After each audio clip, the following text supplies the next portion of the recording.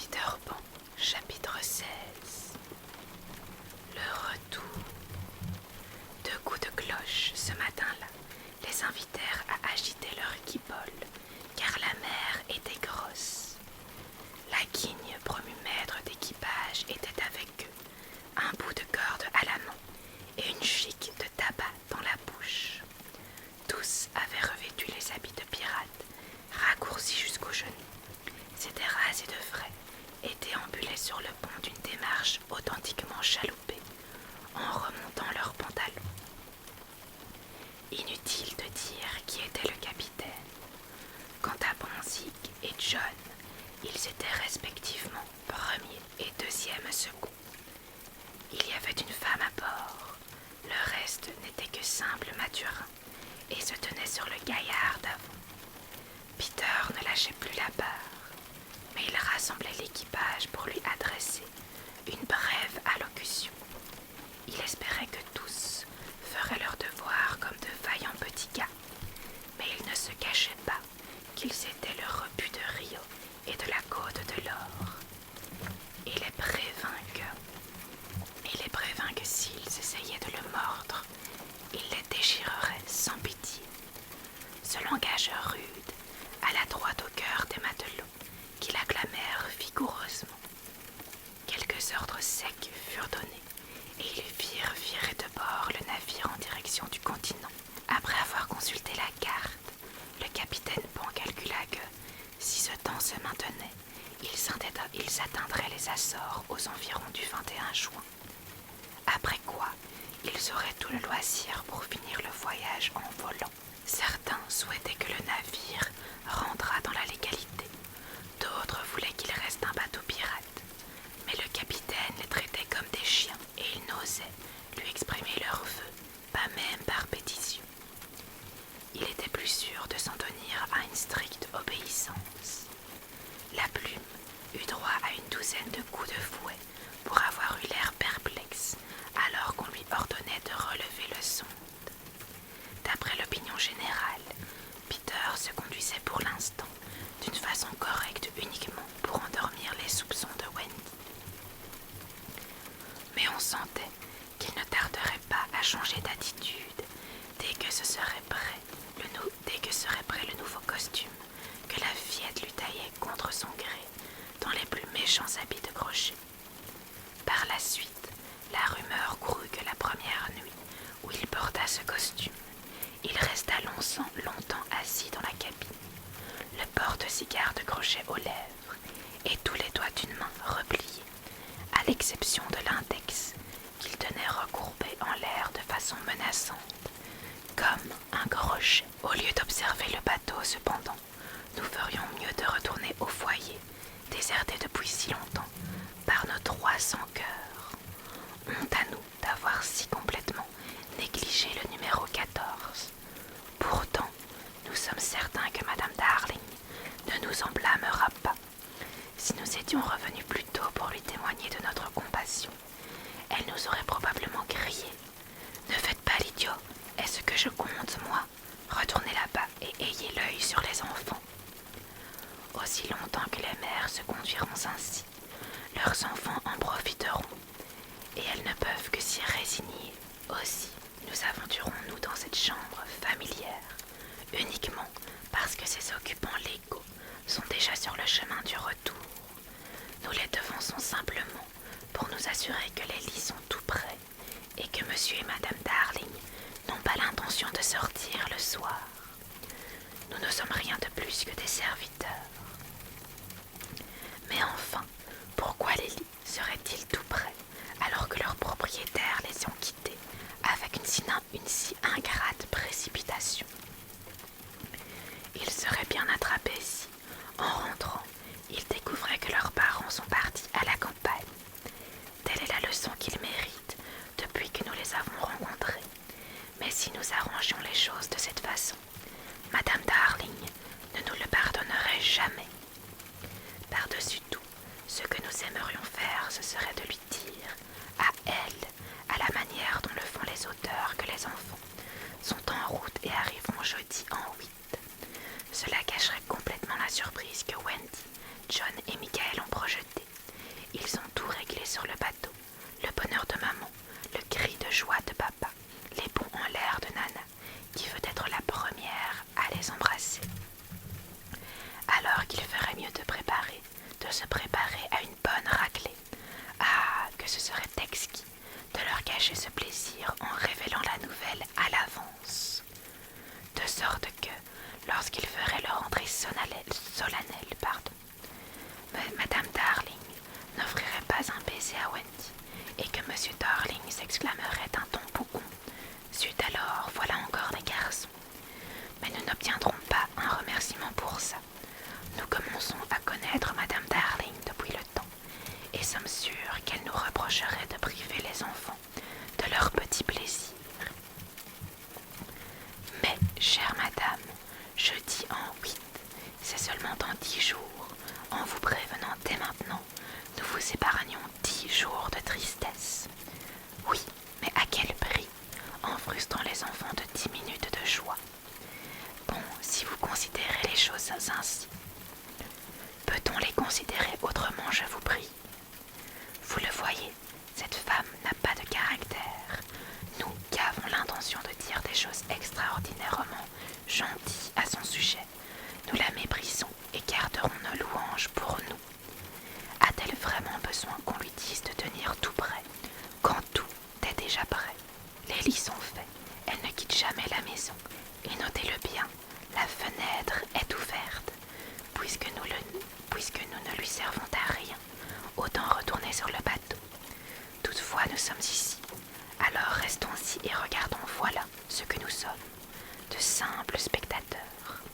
Puisque personne n'a vraiment besoin de nous, contentons-nous d'observer et tâchons de dire des choses vexantes dans l'espoir que quelques-unes blesseront. Le seul changement qui se remarque dans la chambre des enfants, c'est qu'entre 9h du matin et 6h du soir, la niche ne s'y trouve plus. Lorsque les enfants s'envolèrent, M. Darling eut le sentiment que tout le blâme retombait sur lui pour avoir enchaîné Nana qui, du début jusqu'à la fin, s'était montré plus raisonnable que lui. Nous l'avons constaté, c'était un homme tout simple.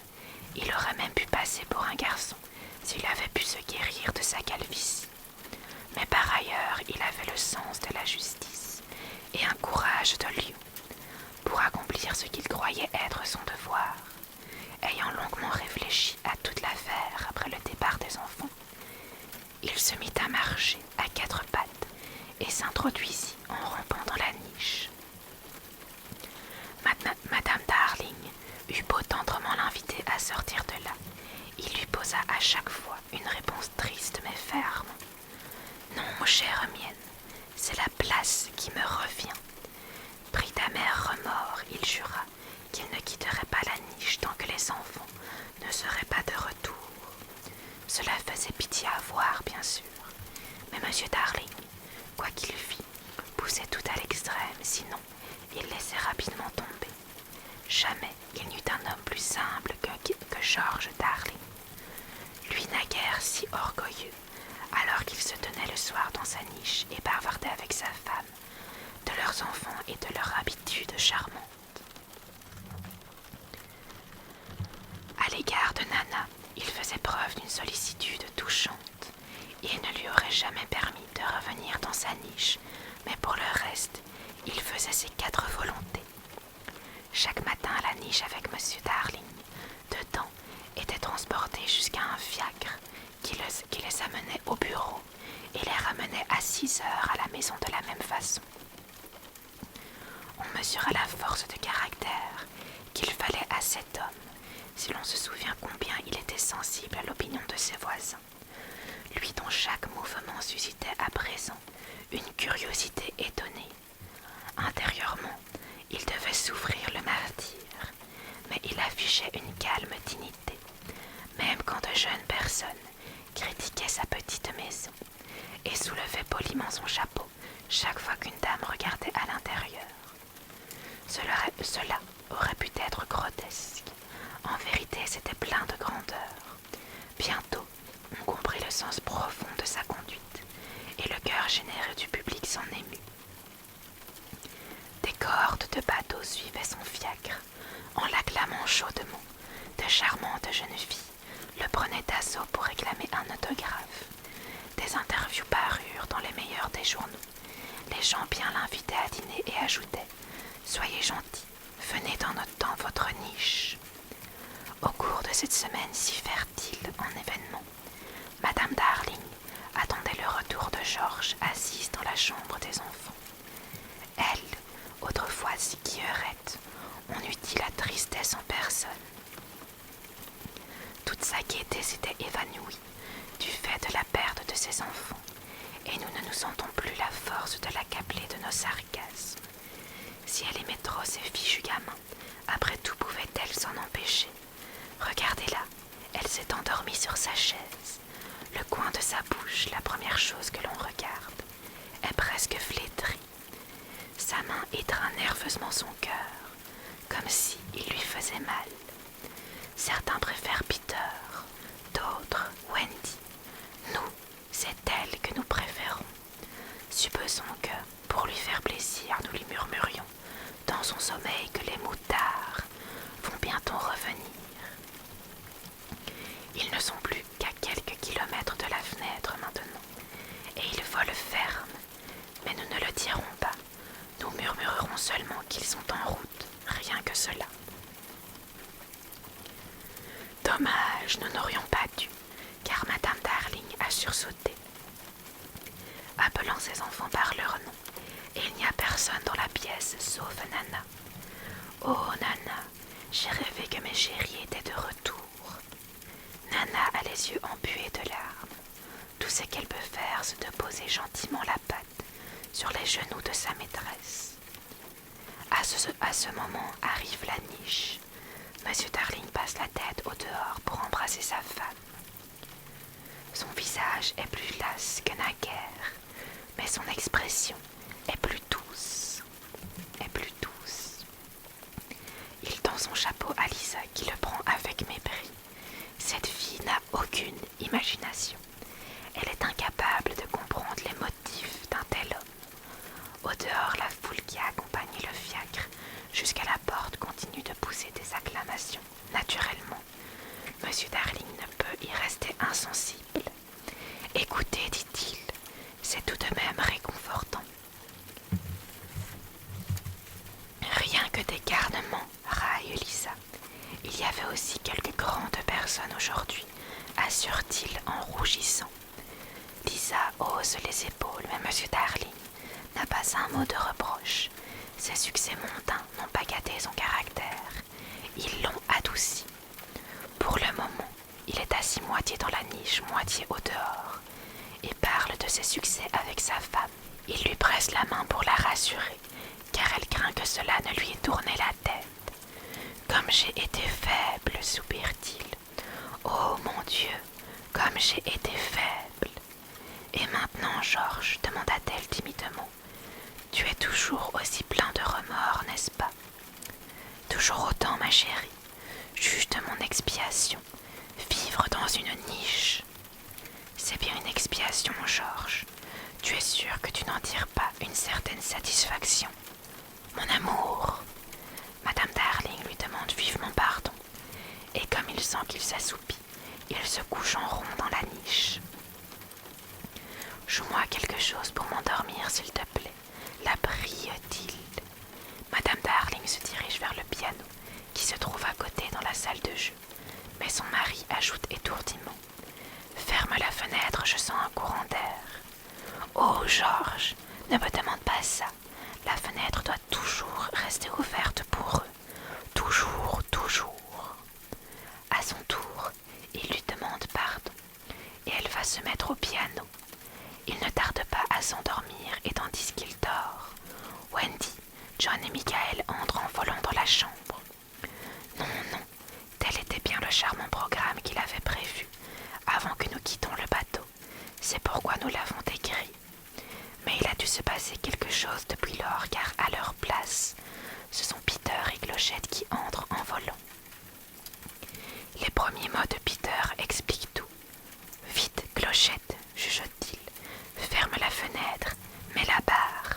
Très bien, il nous faudra repartir Wendy arrivera, elle croira que sa mère ne veut plus d'elle. Elle sera obligée de s'en retourner avec moi.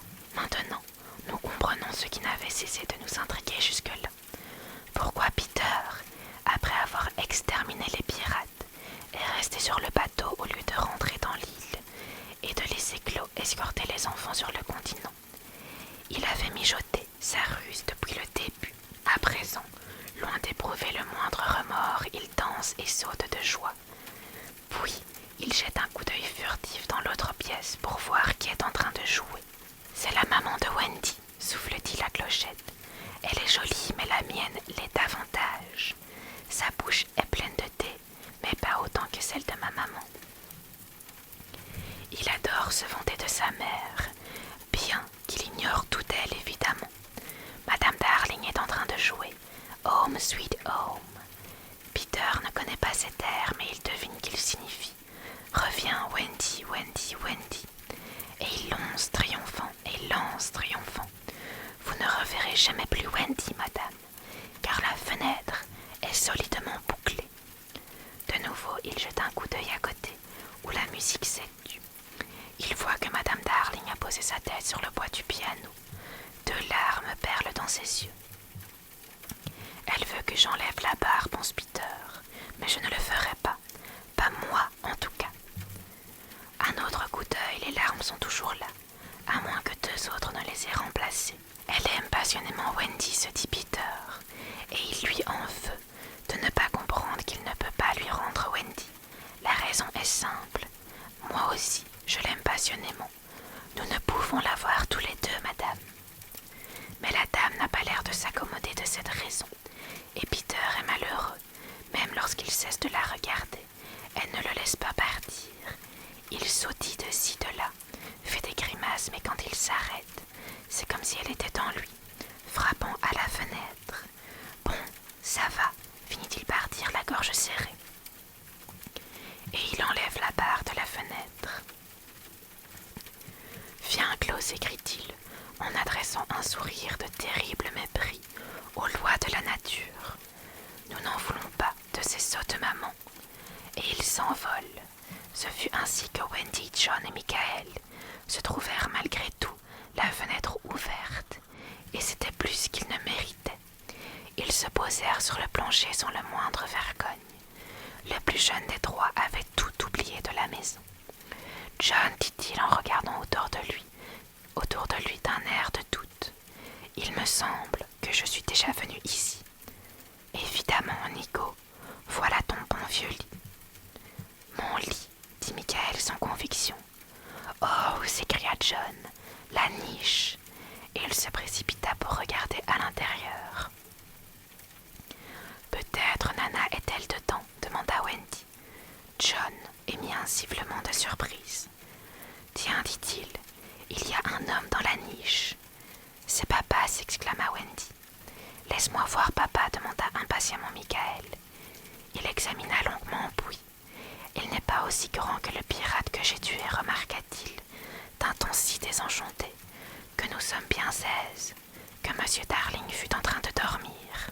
Quel coup pour lui, ça avait été les premières paroles qu'il dut entendre de son petit Michael. Wendy et John, quant à eux, étaient un peu déconcertés de découvrir leur père dans la niche. Assurément, dit John, comme quelqu'un qui ne se fie plus à sa mémoire, il n'avait pas l'habitude de dormir dans la niche. John vit Wendy d'une voix qui défaillit. Peut-être ne nous ne souvenons plus du bon vieux temps aussi bien que nous le pensions. Un grand froid leur serra le cœur. Bien fait pour eux. Tout de même, dit ce bandit de John, quelle insouciance de la part de maman, ne pas être là à notre retour. À ce moment, Madame Darling se remit à jouer. C'est maman, s'écria Wendy, en jetant un coup d'œil. Oui, c'est elle, dit John. Alors tu n'es pas notre vraie maman, Wendy, demanda Michael qui avait sûrement sommeil. Mon Dieu, s'exclama Wendy, éprouvant pour la première fois une pointe de remords.